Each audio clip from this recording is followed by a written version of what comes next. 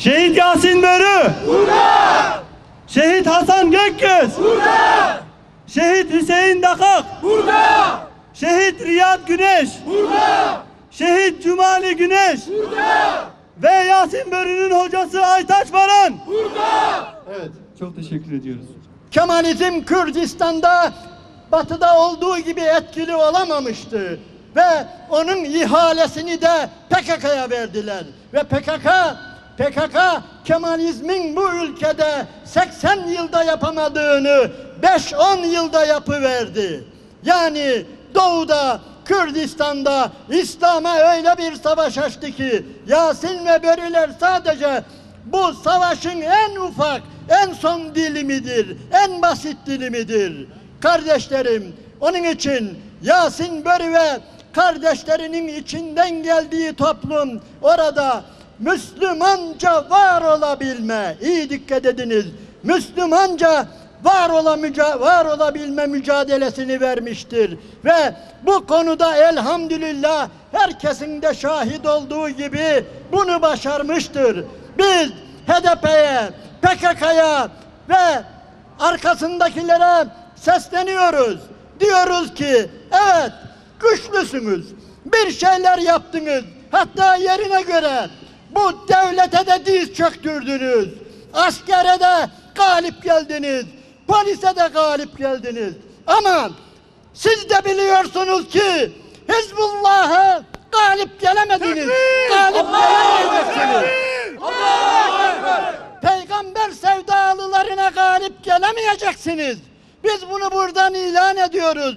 Ve bu mücadele, Yasinlerin mücadelesi, Hasanların, Hüseyinlerin, Cumalilerin, Aytaşların mücadelesi sadece bu mücadelenin en son dilimlerinden bir dilimdir. Ve Kur'an'ı susturma mücadelesine devam edenler şunu bilsinler ki biz de Allah'ın dinini hayata hakim kılma mücadelesinden zerre kadar fütur etmeyeceğiz, geri kalmayacağız ve dünya buna şahit olacak.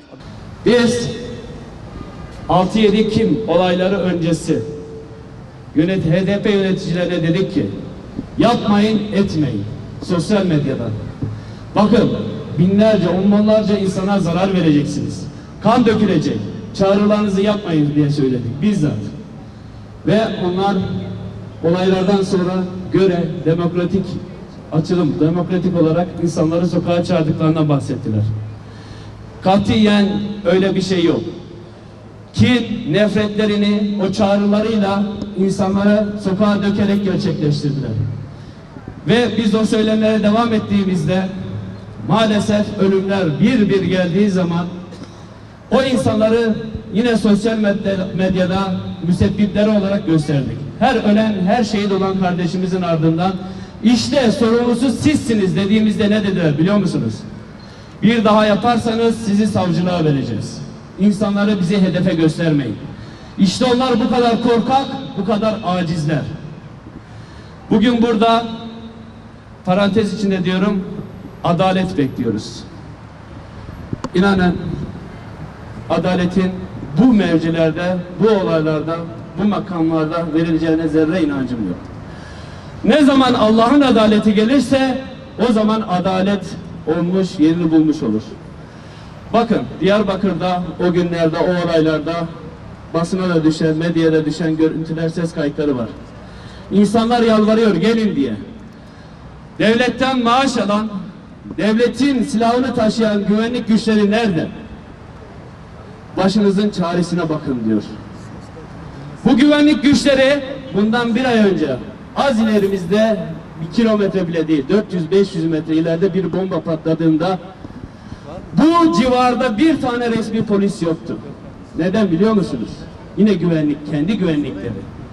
Diyarbakır'da kendi güvenliklerine olmayan devletin maaşlı, silahlı güçleri burada da yoktu. Nerede vardı biliyor musunuz?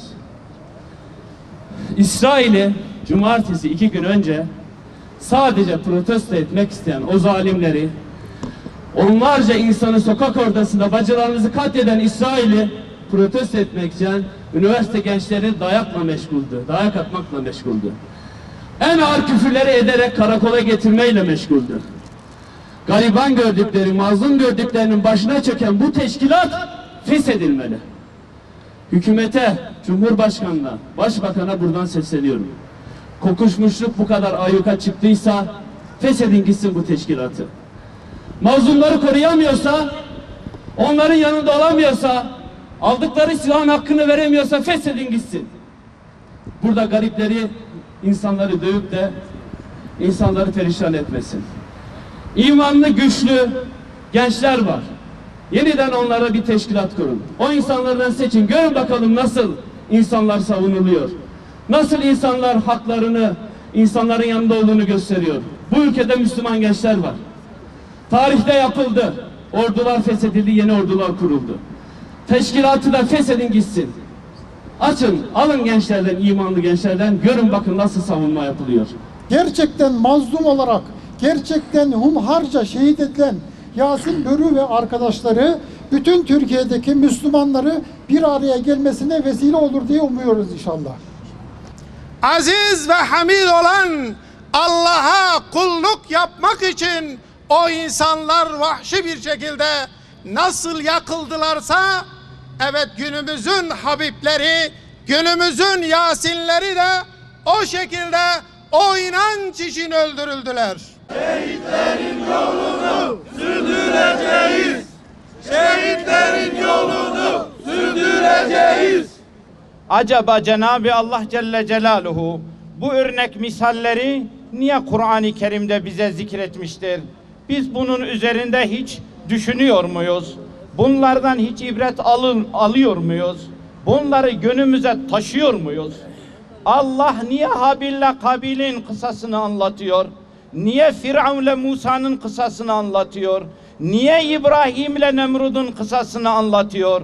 Niye Muhammed Aleyhissalatu Vesselam ile Mekke müşriklerinin kıssalarını anlatıyor?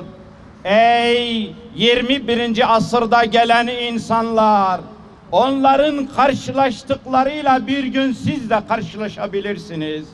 Yasin Börü ve arkadaşlarının hayatını kaybetme şekli gerçekten hayvanca, hunharca, merhametsizce ve eşi tarihte görülmedik bir şekilde maalesef gerçekleşti.